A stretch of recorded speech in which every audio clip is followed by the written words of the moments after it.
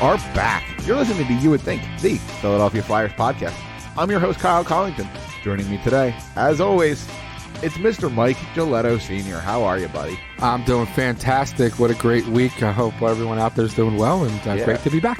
Yeah, it does not get much better than that. The Flyers went 3-0 this week, and we'll talk about those games in just a second.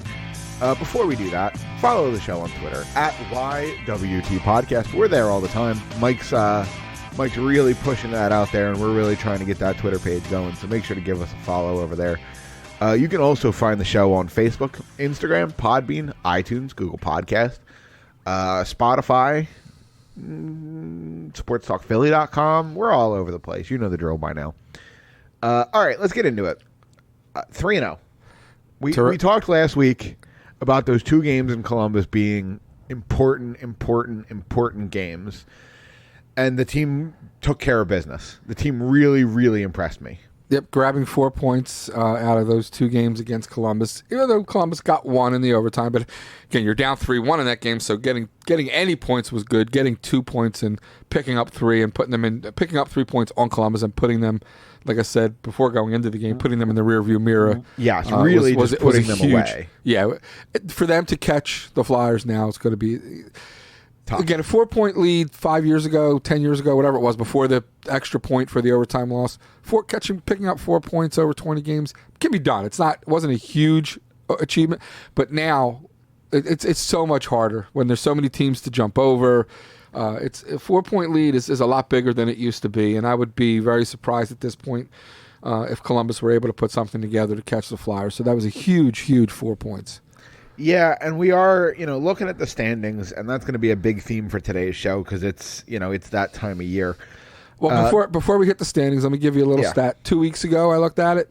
The Flyers' chances. All these different sites put out the percentages, chances of making the playoffs. Right, it was somewhere in the 65% range. It was like 57, 50, depending on the site, but it was in the high 50s. This morning. 85. I saw 82. Okay. Okay, I was guessing. I didn't see anything. Okay, got you. Oh, no, I didn't see anything. I was just guessing. Okay. Yeah, 82%. Yeah, well, I mean that's huge. When you put together your first 3-game win streak since early December, right? And it also goes to a little bit, and we'll pat ourselves in the back here a little bit of credibility to what we were saying last week about this week. How important it was if you were able to grab those 4 points, and then combining that with a win against Winnipeg. How we thought how important it was going into the week. We proved to be right. You went from 57% to 82% to make the playoffs in 1 week. That's huge. Yeah, and the Flyers have definitely put themselves in a really good spot. Looking at the standings, the Flyers are 3 points out of first place in the Metro.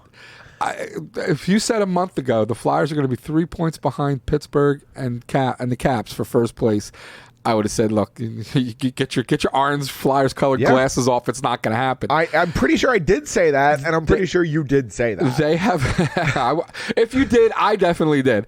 But they are more likely now to catch the Caps and or the Penguins. Probably one, not both, but they're probably more likely to catch one of them than to miss the playoffs, and that's phenomenal. That's fantastic. I would definitely say that's the case. And 100%. Washington has struggled a little bit recently. Yeah, they have. No, they've definitely come back to the pack. They've definitely as much as the Flyers have chased it and gained points.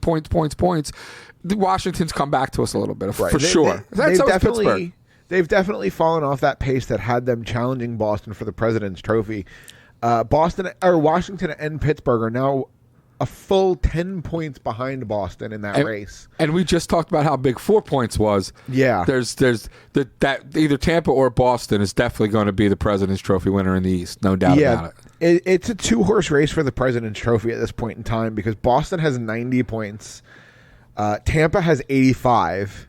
And then no other team has more than 80. Pittsburgh, Washington, St. Louis, Colorado all have 80 points. I'm sorry, Colorado has 79. I'm sorry. Pittsburgh, Washington, St. Louis all have 80 points, 60, 61, 62 games played. Right. They're not making up 10 points in 20 games, not with how good Boston's been. Correct. And look, and for all the talk about that race is over, and it is, now we can talk about what's the meaning of that.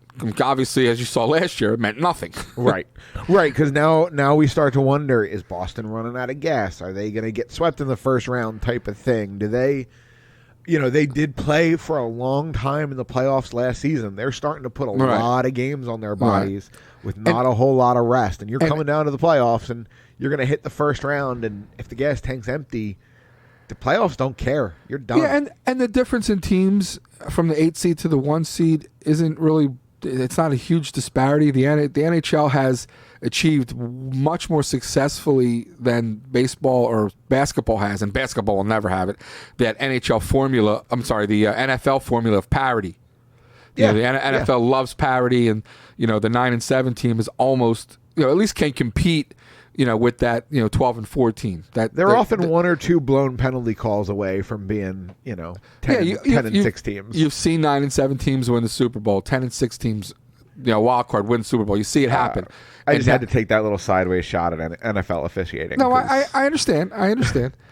So, you can see and it happens in hockey a lot now. It happened last year where the 8 seed not only beat but swept the 1 seed. Right. So they've achieved a lot more parity than maybe that existed 15, 20 years ago when you had the Islanders and the Oilers, winning multiple 3, 4 in a row. The Canadians won 4 in a row.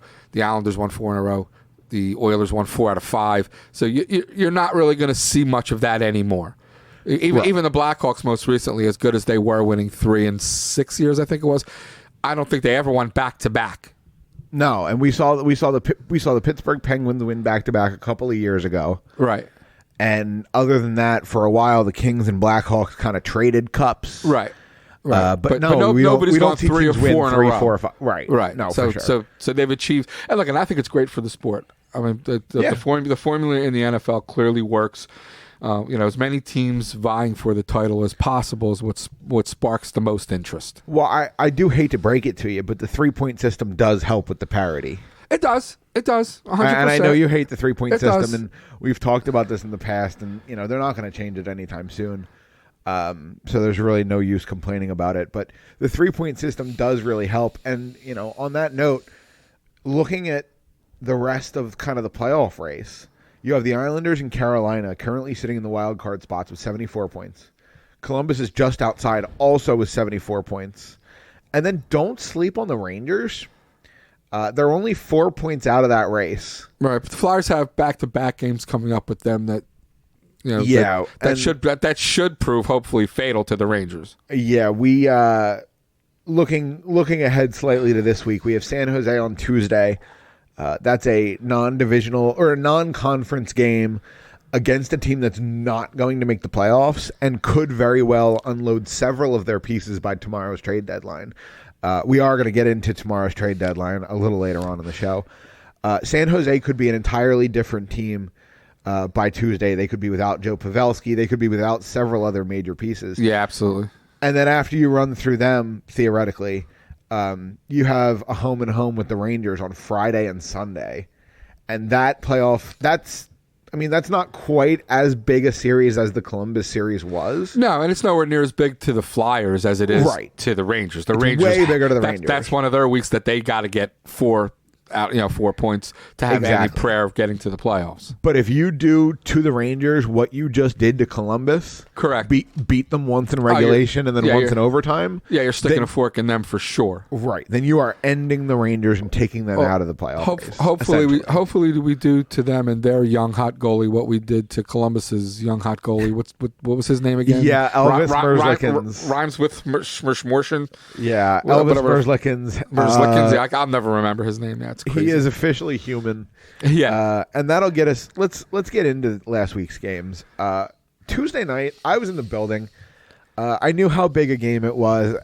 Tickets got way too cheap, in my opinion, for how big the game was. So I picked up a pair, and we went down to the game, and boy, it was a fun one. 3 minutes and 28 seconds in, Kevin Hayes from Joel Farabee and Travis Konechny. 4.5 minutes in, Couturier from Giroux and Voracek. And, man, you are going to hear that sentence a lot because the top line came alive. Yes, they did. Yes, they did. It was great to see. The big boys are here to play. Yep. And it's something we have all been talking about for weeks and weeks and weeks. When are they going to turn it up? When are they going to start hitting the gas? Here we go. Yeah, I was very much of the opinion watching most of that game, like, wow, this is the best game the Flyers have played all year. And then I came off that. And the reason I came off it is, and I'm not taking anything away from the Flyers by saying this, they played a great hockey game in a crucial, important time. I think I know what you're going to say. Showed up from the drop of the puck. When it got to be 2-0 and 3-0, and even in the third period when it was, 5-1, where was the pushback from Columbus? No, I agree with you. They kind of rolled over and died in a hurry. I'm not saying they played a horrible game early. They really didn't. No. But once, as critical as that game was to them, once you fall behind 2-0, and then especially at 3, you got to do something. Somebody's got to get smashed against the boards. Somebody's got to somebody's got to start a fight. As the game went on, they had less and less and less energy. Well, in those first 2 goals, Kevin Hayes, the weird bounce from underneath the red line, he banked it off the goalie's back. It deflected off the stick. Yeah. We're not going to talk about whether he did it on purpose or not. We argued about that a lot off the air. I don't think it was very productive. So we're not going to argue about it. Hayes definitely did it on purpose, and he told you that. So we won't even talk about that one. Then if you want to talk about Kutz's, we can. But go ahead. And then Sean Couturier either gets stick checked in a very, very fortunate fashion, or he pulled the Kucherov no move deke. I'm sure you've seen it by now. If you haven't, please go look it up. Yeah, definitely go look at it. Absolutely worth your time. Yep. I really genuinely want to hear people's opinions on if they thought I was going to say he did it on purpose or not. Producer Mike, put a poll up. Was that intentional or not intentional? There you go. And then in the second period, we had Phil Myers score. But yeah, those first 2 goals, strange circumstances, either a no move or a weird stick check with a roll that rolled in the net. Kevin Hayes, it bounced off the goalie's back. 2 weird goals. You're on the road 5 minutes into the game. The crowd is loud. And Columbus kind of snapped. Yeah, and I guess I get that it kind of sets you back, or you kind of makes you reset. And you don't always get that reset in a positive way. But especially a team coached by Tortorella, who's a very emotional, fiery, rah-rah kind of guy. They just didn't seem to have any pushback at all. Well, great for the Flyers, Or look, maybe I didn't see any pushback. Maybe the Flyers just played so well they couldn't get any pushback. And look, they're up against it. They don't score a ton of goals to begin with. I just didn't think physically and energy-wise. It almost like they said they shut it down and we'll get them Thursday. And they did come out Thursday flying. 9 seconds into the game, Oliver Bjork.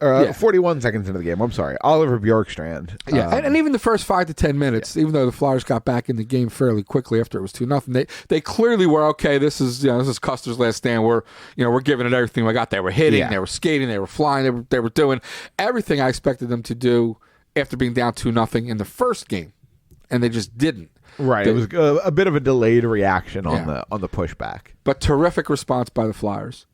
Absolutely. Terrific response. You see, after Oliver Bjorkstrand scores 41 minutes in, Nick Foligno scores 41 seconds. 41 seconds in, I'm sorry. That's all right. Nick Foligno scores shortly after 9 minutes in. Great move. Yeah, it was a great move. Terrible play by Provorov. Love him. You're a great pro. Nothing terribly being said about you, but that was just an awful play. You can't swing at puck and miss player and allow breakaway. But it was pretty bad. Once he got the breakaway, tremendous move. Yeah, he made the move right around Brian Elliott's stick between he went legs, for the poke top check. shelf. The poke check was actually very well done. And if Foligno doesn't do what he does, he definitely gets poke checked. He puts the puck back between his legs and just a tremendous goal. And I won't blame Elliott for the poke check. If Foligno doesn't do what he does, he definitely gets the puck, and it's a great play. Oh, absolutely. And then, to the Flyers' credit, 23 seconds later, Travis Konechny. Yep. Bang, bang, bang. You come right back down the ice. And really kind of deflate the tires a little bit. Correct, because they're if they go into that intermission up to or even carry the play further the rest of that even period further in the first period, go out 2-0, 3-0, right. then the period, the game gets that much more difficult. So to be able to go get that balancing level goal, play the rest of the period at and even Steven and get out of there 2-1, that's huge. That's huge. And how many big goals has Travis scored this year? He scored a lot. If he has enough big goals that you would think he has 40 goals. You know what I mean? It seems of the number of goals that he has, a very proportionately high number of those goals are big goals. like important goals. Sorry, for a second, I didn't know if you were talking about Travis Konechny or Kevin Hayes because he's the same way. Yeah, true of both of them. It seems like every goal he scores is clutch, shorthanded, late in the game, down by one, up by one, some impressive spot. Kevin Hayes doesn't score a boring goal. Yep, no, this is definitely true. And goal scoring as a whole for the season and certainly for the last month has just been terrific. They're getting goals from multiple different areas. As we see later on in this one with Nick Obey-Kubel potting his fifth of the year. Yep, they're really they've scored 206 goals this year. They've scored 15 goals less than Tampa. That's huge. Yeah. If you remember early in the season when the record was going well, we kind of talked about, why? Well, goaltending. And I'm not going to say the goaltending's been bad the last month, but it's not been what it was the first month. But it hasn't needed to be. It has, right. No, it hasn't. What it would say is what's carrying them now. And Carter Hart was out for a lot of that. Yeah. Yeah, no, absolutely. And he was very good again yesterday. Yes. But the reason that they're continuing to now go from 7 games over 500 to 15 games over 500 has equally been as much about goal scoring. Defense as well. They're defensively a much better team than they were under Hackstall, but that's just a given, and we all know that. But the number of goals they're scoring is equally the reason why they've continued to win and stretch their games over 500 percentage over. Equally important to the goaltending now. Yeah, and we see, and we talk about it coming from everywhere. The return of? Flyers only have one player with 20 or more goals. Yeah. That's insane. Yep. But then they have an additional 1, 2, 3, 4, 5. I'm sorry, 1, 2, 3, 4 with 17 or more. Yep. So, by the end of the year, you expect Claude to score 3 more, JVR to score 2 more, Hayes and Couturier to score 1 more. So theoretically, we're going to end up with at least 5 guys over that 20-goal threshold.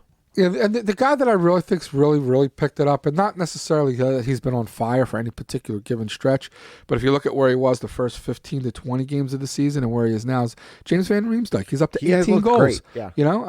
He scored a sick one yesterday through his legs. Yep. Seems to be a growing trend in the NHL now. Stick between your legs and score a goal. But that was a terrific goal, important goal too. Yeah, and out of him. For James Van Riemsdyk in particular, I'm willing to give him a little bit of a pass on those first 15 or 20 because for me, that's him learning Alain Vigneault's system.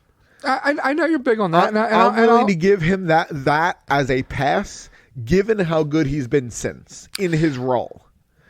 In hindsight of having played 60-some games now, I'm a little more receptive to that argument than I was in the first 20 games. So, yeah, I'll give you that one. Okay, and he said begrudgingly. Oh, totally. I know how hard you had to grit your teeth to give me any sort of credit. But talking about guys who are really playing well in their role, can we take a second and talk about the quote unquote fourth line? It's Scott Lawton, Michael Raffl, and Joel Farabee. Or not even Michael Raffl all the time. It's kind of a rotating. It's Lawton and Farabee. Here's how good their fourth line has been. Okay, who's their third line? Who's their fourth line? I have no idea. That's how good they've been. And Alain Vigneault has talked since day one about everyone's kind of going to play. Right. And we're seeing everybody play. I would say the Aube-Kubel line technically is the fourth line. Yeah, and they've been so good at times that there have been a few games here and there where they're down 2-0, 3-1, and I'm like, man, we got to have this. I want to see Aube-Kubel's line more. You know what it is? I actually feel that in the middle of a game at times. That's tremendous. You know why it's a good fourth line? Because they don't need to play all the time. Some guys need to play every third shift to stay in the rhythm of the game. True. They don't need that. They can come out. They are the modern day version of an energy line. Back in the day, absolutely. That line would come out and hit a superstar and pick a fight and blah, blah, blah. And today they throw a couple clean body checks. It's about nice, hard forecheck, energy, possession and rotation and speed. And they only have to do it 2 or 3 times a period. Yep. They're a little bit like some racehorses. If they get stuck in the starting gate, and they have a hard time getting out. They're done for the race. Their line is like that horse that when that happens, they dart out of the gate. They fly and they just take off. So it's almost like when they're on the bench for a few minutes and they're just dying to hit the ice. As soon as they hit the ice, they're just bing bang. They're raring to go. Exactly. They're pinballing off everybody. Exactly. They're like that racehorse that likes to jump out of the gate when they're a little stuck, not take a seat back. And you know what? That's exactly what this team needs. Yeah, you 100%. You have the smooth skill with Claude and Jake and Coots and some of the skill guys. You have kind of that gritty strength along the wall with Kevin Hayes. You need somebody banging and crashing and doing what Braden Shen did for the Flyers when he was here, doing what Scott Hartnell did for the Flyers when he was here. Yep. And I don't think Nick Obey-Kubel is as talented as those players, but he's serving a similar role. He's filling a similar function, and that whole line is as a unit.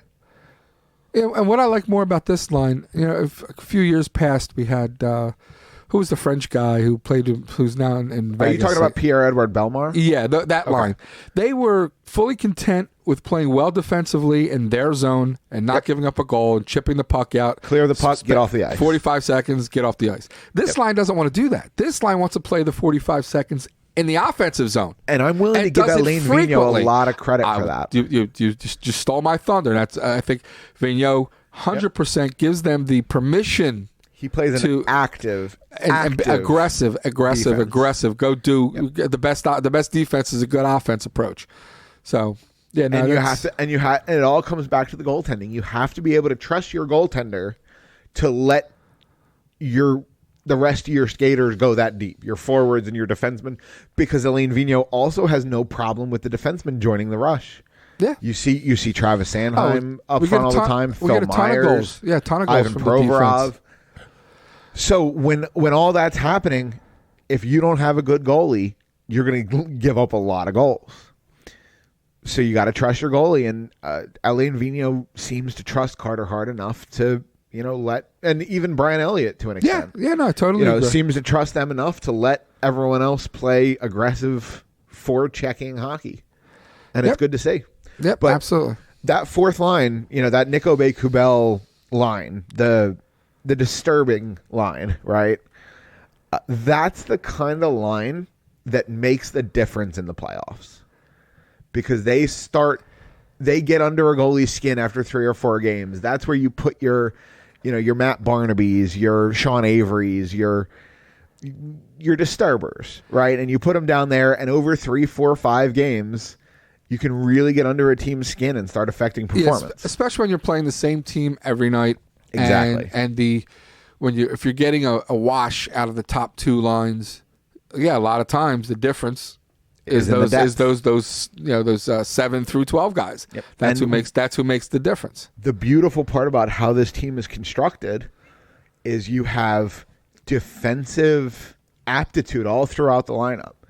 Sean Couturier is a phenomenal shutdown center and has been his entire career. Kevin Hayes on a different line, filling the same role. In the bottom 6, you have Scott Lawton, you have Michael Rothel, you have Tyler Pitlick. There's defense all over this roster, but there's also much skill. Yeah, there's also talent all over this roster. Absolutely. Touching on a bunch of different guys.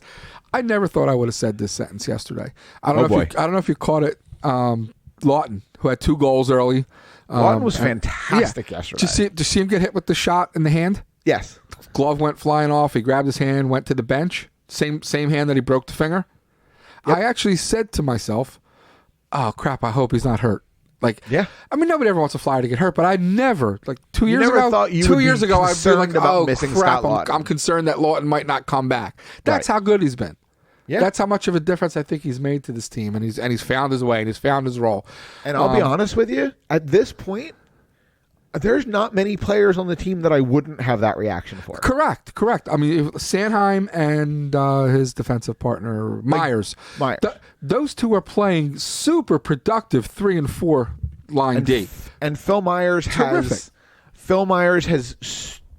straightened the ship in my book because he was shaky for a little while. Coaching. You could see all the little. I'm not saying he's not going to make a mistake again. No, he had a little bit of a rough patch. Yeah, and he's cleaning up the mistakes. He's doing a lot of the little things to protect the puck, a little more anticipation game. So, been terrific. Braun, 3 assists the other night. I mean, I was about to mention Justin Braun. Yep. Because I think he might be the player that I'm the most likely to be like, okay, it's not that big a deal that Justin Braun's hurt. But we saw this team really struggle without him. Yeah, considering Ghost is the replacement at this point, I don't want to see Braun go down either. We do want to mention that Shane Gostisbehere was sent to Lehigh Valley for a conditioning stint. So he will be back with the big club before too long. I believe he can spend somewhere in the neighborhood of 2 weeks in Lehigh Valley. Right. But we'll see once he comes up how he looks, if he plays. We'll see. Yeah. But that being said, I do want to ask you something because it sounds like you're very optimistic this show. Are you starting to believe that this team can make noise in April? Define make noise. Win a round.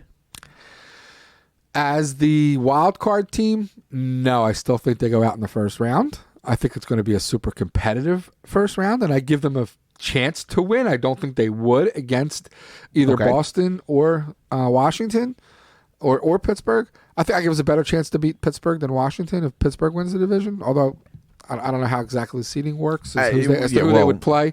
Well, it depends whether you're 7 or 8 and all that stuff. But if they are the 3, if they finish 3rd in the division, right, I absolutely believe they can win a round. Even if it, even I know it's against the same Washington or Pittsburgh team, but it means that whoever's finished 2nd in the division, or if we finish 2nd and they finish 3rd, however that plays out, they're not exactly firing on all cylinders going into the playoffs either. Right. Not that we're not. Hopefully we still are. We just had too far to go to catch the number 1, and that's why we finished 2 or 3. So I think they could win a round in that, but then I think we go out in the 2nd. I don't think we're quite deep enough yet, but I certainly love the trajectory and I love where we're headed. And at the end of the day, and all of it, look, if Hart, has that stellar playoff, anything can happen. That being said, like I said, where this team is headed talent-wise, another offseason of adding this piece, adding that piece, Carter Hart turning into 22. And then 23 and 24, the way the math works, I can absolutely see this team. That is how math works. Yes. Over the next 4 to 5 years, absolutely being primed and in a position to make cup runs, and we're going to look back on 2020 as the beginning of it all. I really do believe that I can see this team absolutely headed where we want it to be and where we want it to go. Well, I hope that's the case, and I would like the record to reflect that I called Eastern Conference Finals in November. Yes, you did. You did. It may have been before. It might have been October. And look, if they get there, I'll give you all the credit in the world. And I am not in any way saying it's going to happen. No, you said it was going to happen then. So. Right, but I'm not saying it now as an affirmation of it's definitely going to happen. Right, but I feel it looks much less ridiculous now than it looks in October. Yeah, it's much more likely to happen now in February than it was in November. Absolutely. Yeah, that bet. Let's put it this way: if you had placed a bet back then, the odds were so good. You're actually going to place a reverse bet to cover your back end. That's how good that bet would look right now. You'd be guaranteeing yourself some money betting the other side. I think you overwhelmed our listeners with the gambling speak there a little bit. Okay. Well, if you need an explanation, call me. I'll show you how to make money on the back end. You can find him on Twitter at Mike from S Jersey. Yeah, I was actually on this week, and I was talking hockey, and they twisted the call so quickly that they had no idea what they were talking about. They just can't. They can't talk hockey. Friend of the show, Jack Fritz, didn't do you any favors. Yeah, well, he got me on. Yeah, and I go, hey, here's our hockey guy. But Jack, if you listen, you could have defended him a little bit better there. You let them get off hockey very, very quickly. You let them off easy, Jack. It was like a 25-second conversation. Yep. Well, but when you don't know what you're talking about. But you know what? That's why this show exists, and we appreciate all our listeners listening for actual hockey talk. Correct. And speaking of hockey talk, Saturday's game. Let's go over it pretty quickly. The Flyers kind of just beat up on a team that they're better than. That's how I read this game. Lawton scored 2 goals in the first 10 minutes of the game. Coots scored, fairly late into the second. It's a fairly low event game, all things considered. I'm going to give you a strange take on this game. Okay. Okay. I'm going to give, of all people, I'm going to give Ron Hextall credit for a game like yesterday, because forwards to forwards, I think the game was pretty evenly matched, and I think actually Winnipeg might even be a little bit better. Goaltending, Hextall has the right guy in place, and Carter Hart outplayed Hellebuck. Yep, I agree with that. And defensively, 1 through 6 defensively, especially young defensemen, we are way better than Winnipeg, and that's where Hextall, I would say, really gets the credit for a game like yesterday in putting this, Sanheim, Provorov, putting those guys, getting those guys in position, and for the record, a lot of that's not Winnipeg's fault. The Dustin Byfuglien situation is a complicated situation. They drafted and developed Jacob Trouba, and then as soon as he could, he said he didn't want to play there because he only wanted to play for New York. Hey, look, I don't care why Winnipeg doesn't have defense and we do. We have defense, they don't, and I'm crediting Hextall for that. I mean, I'm sure, I'm glad for it. It worked out for the Flyers. He was a yesterday, raging, arrogant, what, and then that's why he's not here anymore. And I get that. Him. Okay. But he did a good job getting the defense core together, and that's you build from the inside out. And the last pieces that are going to look, you built from the inside out. Like I said, what was the first piece? Hart. Yep. Then you built from the inside out. Provorov, Sanheim, this one, that one. Then you wait to the end to start building the forwards, and now that's starting to come. And hopefully in this next offseason, like I said, we get another piece or two to the forward position. And then it's Stanley Cup ride as Hextall. I'm sorry, as Hart gets older and, physically more intimidating. And to your point, I said on our first show after the Hextall firing, I said, if the Flyers win the Cup in the next 3 to 5 years, Ron Hextall will have had a lot to do with it, and he won't get the credit he deserves. He won't get the credit he deserves. He will not get the credit he deserves because he was a raging a-hole. But that's. Yeah. That's beside the point. That's the risk you take.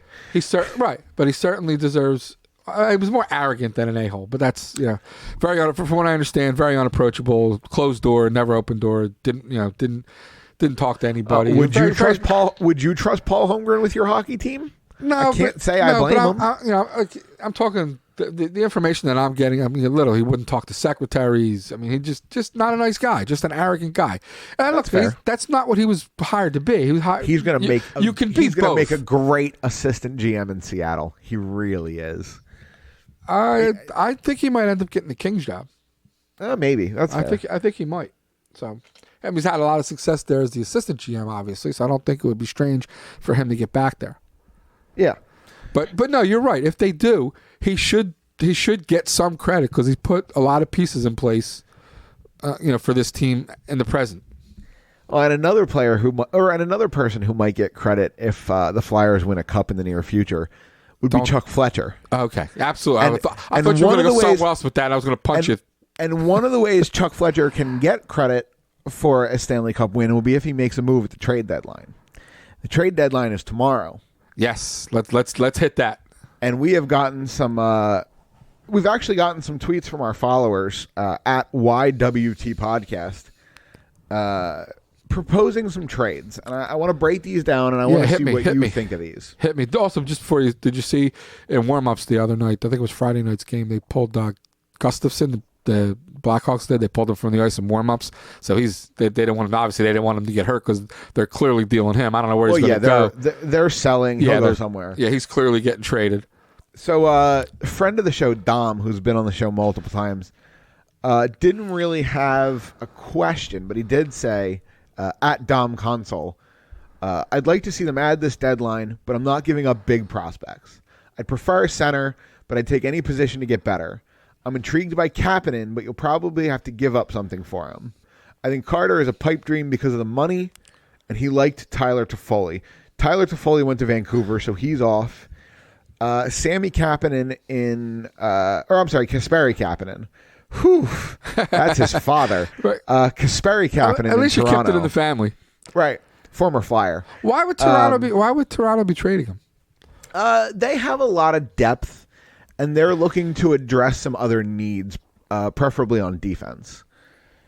If they're looking for Ghost, absolutely. Well, I was about to say to you, this is something that I've talked about offline. How much do you have to add to Ghost to get a guy like Kasperi Kapanen?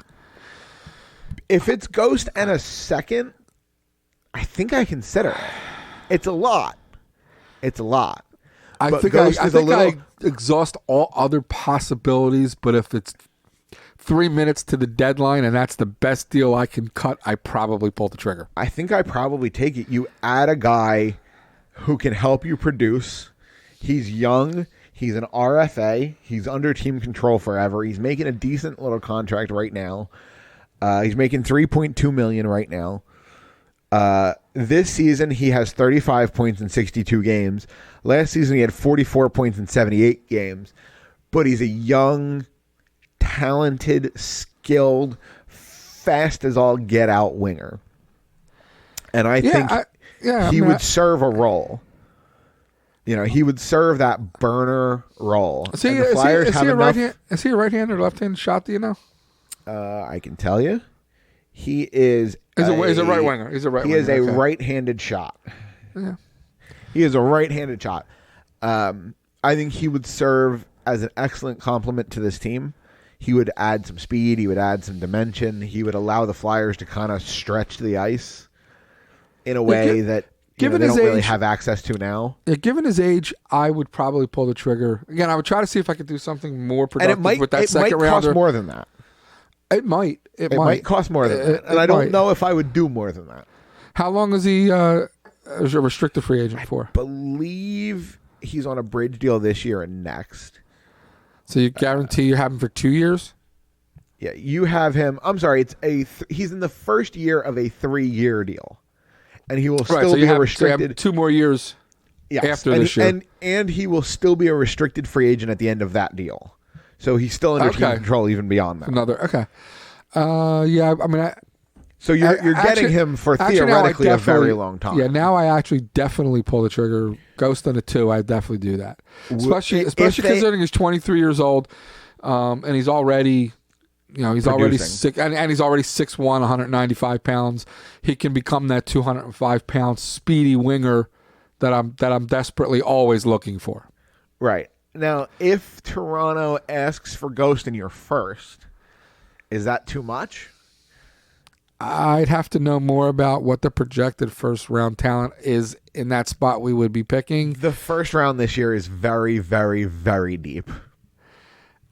Yeah, I mean, again, I'd have to see the quality of player that the Flyers would be getting at 24, 23, or wherever they'd be picking. Good. And if a good player. A top 10 guy last year. Look, I think Ghost is addition by subtraction. Just not having him in his salary round is a plus. Okay, and you do save a little bit of cap space making that move. You do save now. Yeah, you save about 1.3, going from Ghost's 4.5 to Kapanen's 3.2. Yeah, so you do save a little money. If you think you're going to get a player that's, you know what, I do it. Okay, your first. Ghost in a first? Because to me, in my mind, I'm not losing anything in Ghost, and I'm getting rid of his salary. And would I be happy if we got Kapanen in that pick at number 1? I'd be thrilled. Right. Okay, that's fair. So do it. How do you feel about Jeff Carter? That one's tough because he's making a lot of money for 3 more years or 2 more years. 2 years after this year. Yeah, and he's old. And he's making like 8+. I think he's making 8.5. If you think you have a legitimate chance to win the Cup this year, I don't do it. That you consider it? The only reason I do it is if Jeff Carter swears to me he's retiring at the end of the year. Yeah. That's the only way. Well, the cost of getting him here is going to be next to nothing. You're not going to have to. Yeah, because LA needs to dump the money. Yeah, and there's just anybody who pays in talent and money for him is insane. Yeah, there's just no reason to. I'm sorry. He makes 5.27 for this year and 2 more. So he still makes a lot, but it's not as much as I thought it was. I apologize. Would I give up Ghost and a 3 for him? Yeah. I don't think I would. I would give up Ghost. I don't know if I'd give up Ghost. Ghost is making almost the same amount of money. I understand that. And that's why I'd move Ghost. Yeah. And we could use that forward over that defenseman. It died. That's what I'm saying. I would do that trade 1-for-1. I don't think I'd add a third to that. That's a piece. I think Ghost. It's a pawn. Ghost at 26 has more value than Jeff Carter at 35, to me. But either way, the Flyers did miss out on Tyler Toffoli, and I think he would have been a nice piece. But he ended up in Vancouver. Vancouver paid a lot, so yeah. And I don't think he's a needle mover, but no, I agree. But a piece. We did have one random follower, literally at one random follow, propose the following. What's up, random? Okay, so the Flyers, in this deal, the Flyers are acquiring Alex Galchenyuk. Okay. It starts as a third-round pick. If the Flyers make the Eastern Conference Finals and Galchenyuk plays 80% of the playoff games, it goes to a second-round pick. Okay, he's really thought this out. Yeah, and I think I would do that. That sounds like it makes a lot of sense. Sure. If you're not going to add a guy like Kapanen. Yeah. Oh yeah, you can't do both. You don't have the room for both, thank God. I don't think the Flyers could add Galchenyuk right now without moving out salary. That one makes that tough. Right. I also don't know why Minnesota would trade him because I believe he's been. Sorry, did he go to Minnesota? I know he got traded somewhere. But either way, I believe he's been fairly good since he got traded out of Pittsburgh. Yeah, again, if you can get him at that price and with the escalation in the success of the team, yeah, I'm good with that. Yeah, and I know there's no downside, that's for sure. I mean, a third rounder very rarely makes it to the NHL. Right, and even if it's a second, I think Galchenyuk is good enough that he's going to add some significant value to your team. He's got 3 points in 5 games with the Wild. He is in Minnesota. Okay.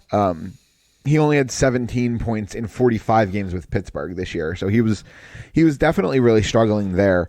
I don't go more than a 3. And look, sometimes styles can make for a performance. Maybe he blends in better here than he did somewhere else, and he's better here than he was there. But right, but at the same time, I don't know why Minnesota would trade him because they're right in the thick of the playoff race, and they just added this guy, and yeah, they just fired their coach and traded away Jason Zucker, but they're right in the playoff race. It's a weird situation in Minnesota. One of those deals. If they're looking for blue line scoring, maybe that gets it done.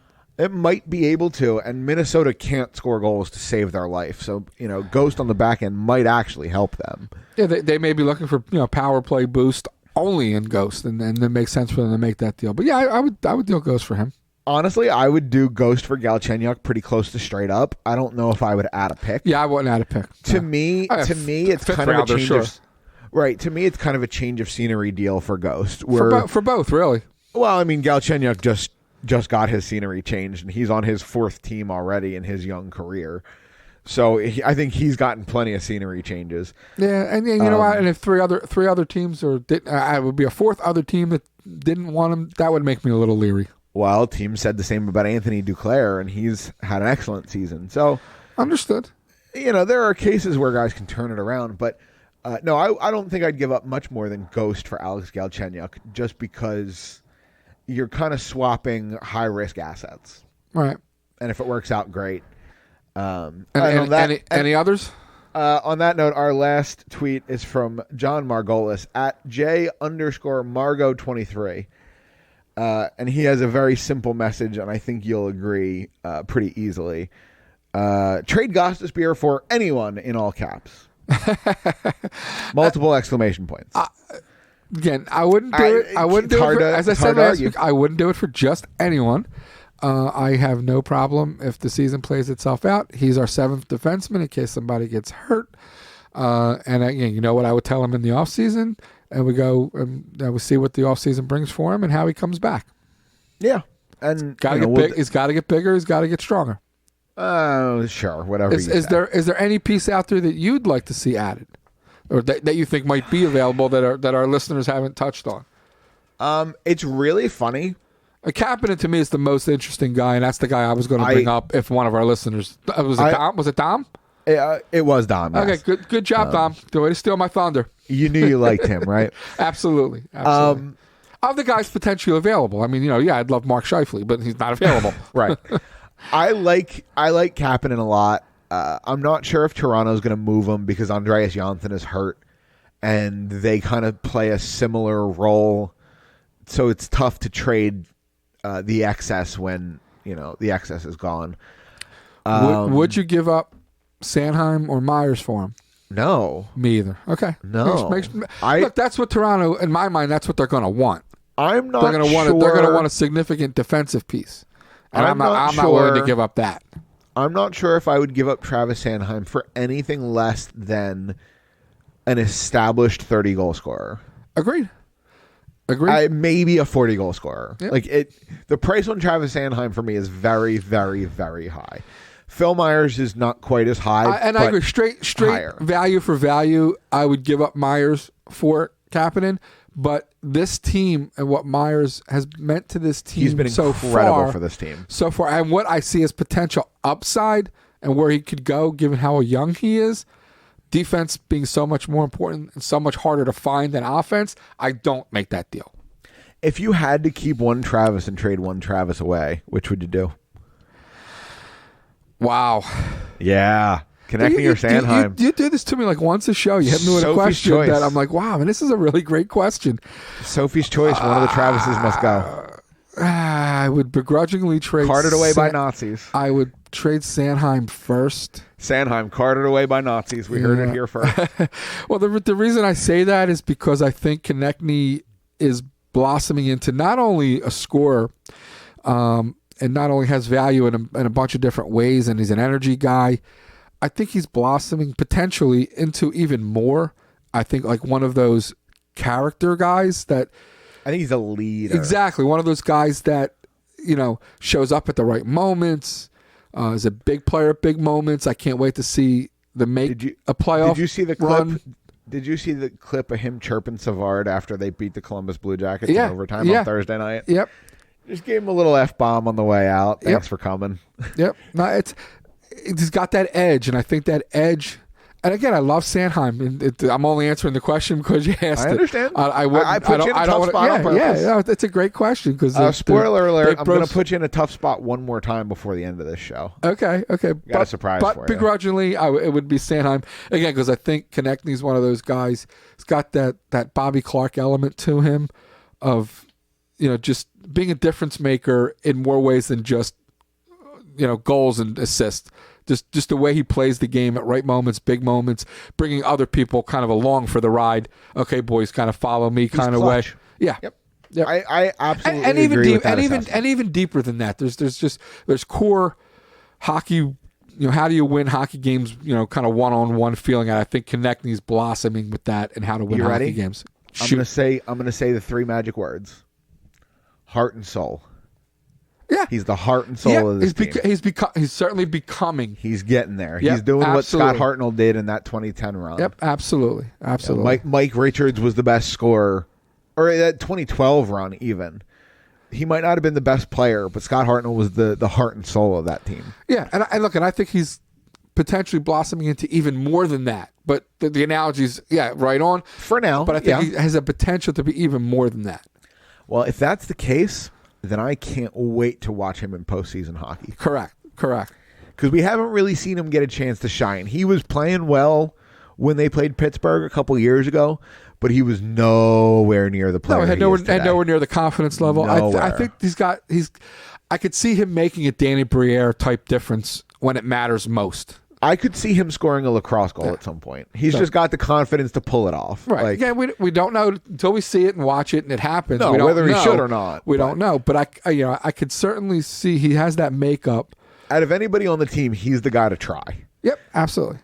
So he's the reason why I would trade the other Travis first. But great, but great question. Okay, well, and fans can let us know about that on Twitter at YWT Podcast. As for other trade deadline acquisitions, it's funny. The Flyers might make Chris Kreider available. Okay.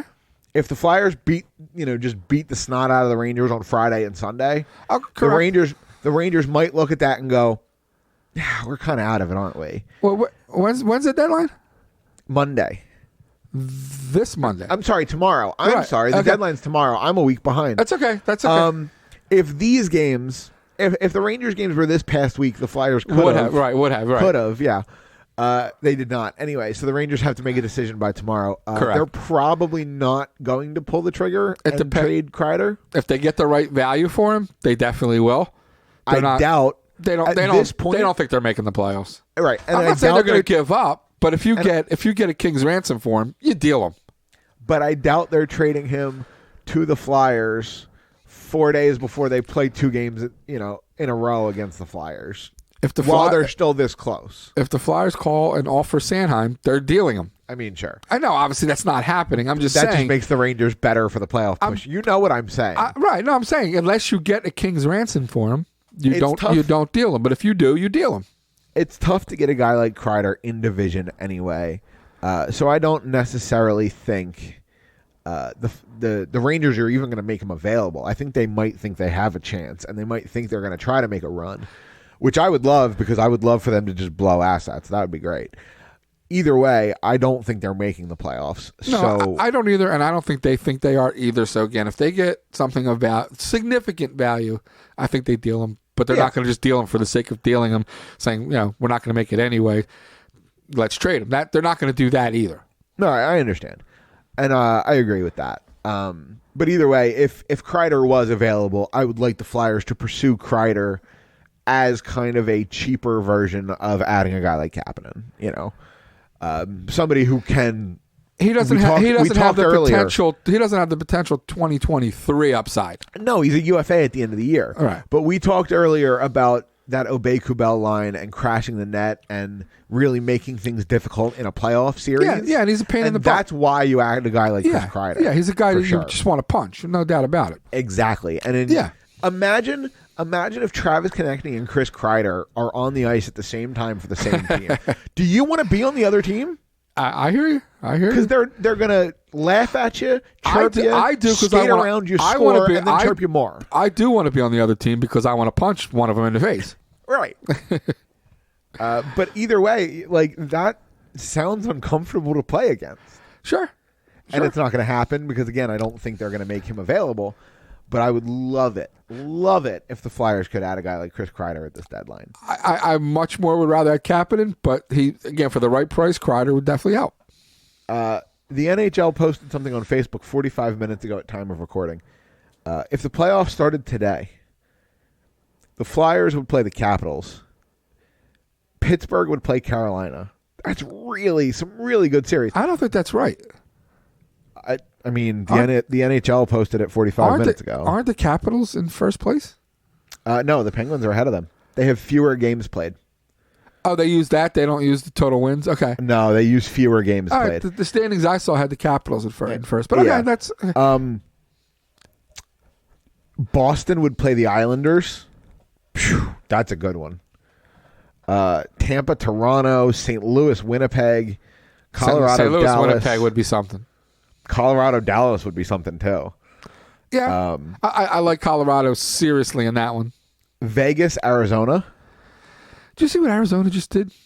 They scored, they scored 9 goals against who did they play last night? Somebody you wouldn't think they scored. Was it Tampa Bay? Yes. Yeah. They 7. 7? Okay. How do you score 7? How do they score?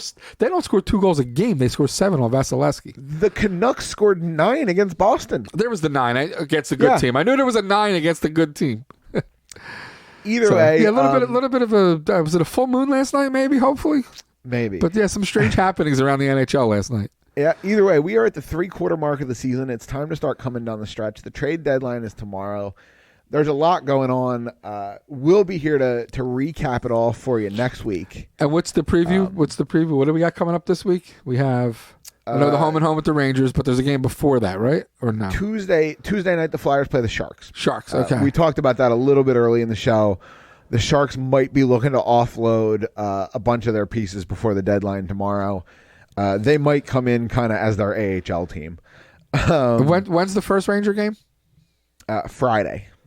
Okay, so Tuesday, Friday, Sunday. Okay, yeah, it's 2-0-1 at worst.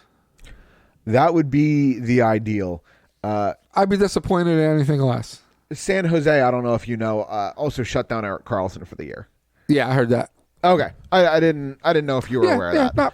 Well, before we get out of here, I did promise that I had a tease for you. Shoot. So I'm gonna do the plugs first, and then I'll hit this tease, and we'll do that for the rest of the show. Perfect. So before we talk about this, make sure that you follow us on Twitter at YWT Podcast. It really helps grow the show, getting our numbers up over there.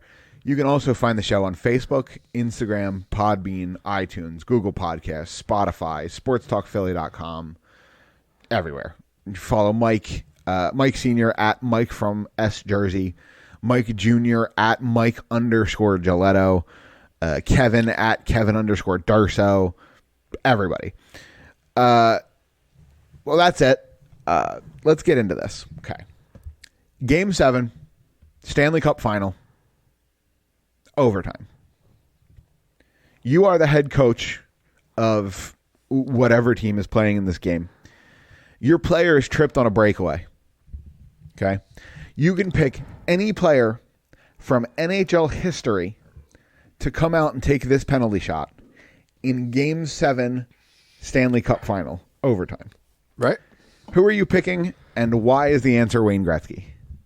It's not Wayne Gretzky. Okay, thank you. I'm glad that it's not, because I had this debate with some other people. They don't know what they're talking about. And right. Now, I think Wayne Gretzky is a valid answer. Sure. He is the best player of all time. He has more records than he knows what to do with. But in terms of one shot in a shootout to win the Stanley Cup, who are you picking? What single player are you picking? TJ Oshie. TJ Oshie. Okay, now why is that? Explain. For people who may not know why, can you explain? Absolutely.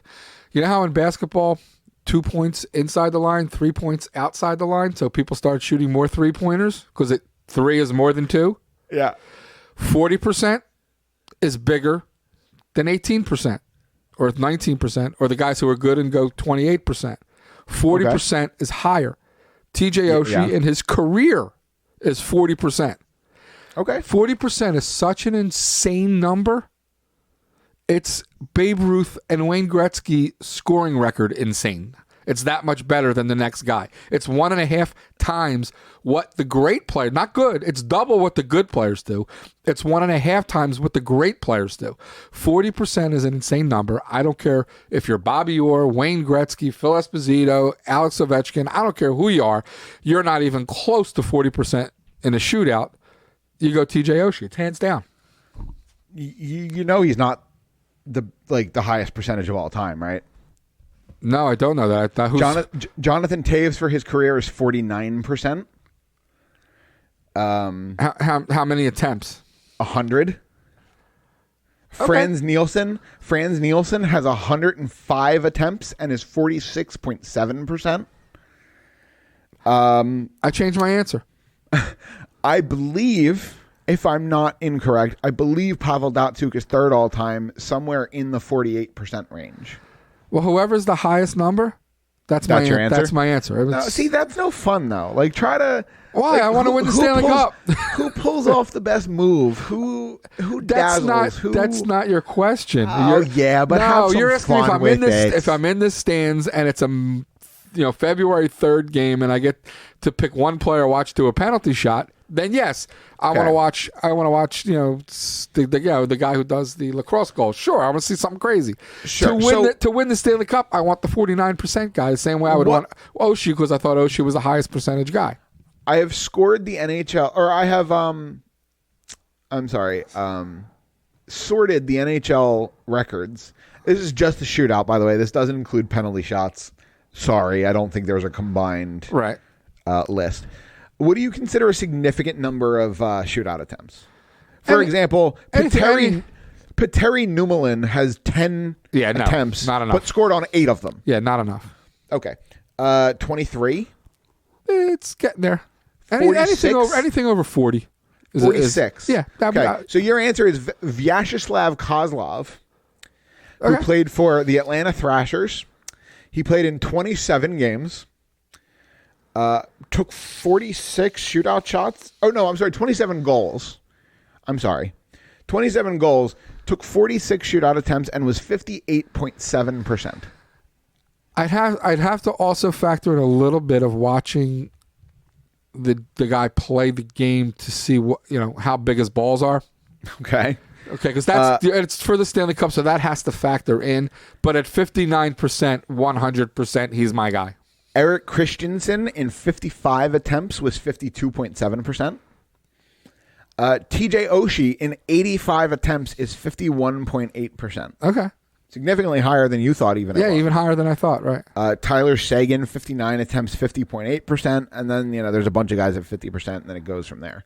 But okay, so my original pick is still my third guy. Okay, so your answer is just the boring, whoever's got the best number answer. To win the Stanley Cup, yeah. Yes.